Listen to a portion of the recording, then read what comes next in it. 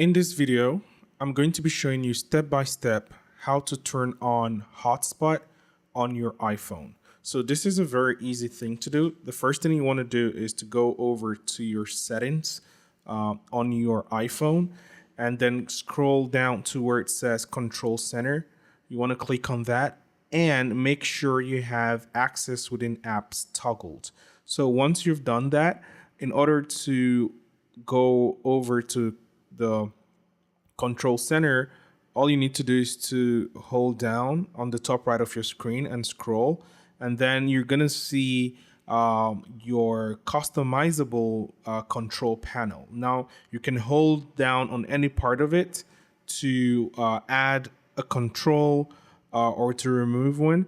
But essentially, if you want to turn on your hotspot, if you click on this one, as you can see, I have my personal hotspot turned off here. I can toggle it on and now it's discoverable. If for any reason you don't see it over here, you would need to add it manually. And how you can do that is just to go back, hold on any part of your control center and add a control. So in the search controls bar here, just type hotspot.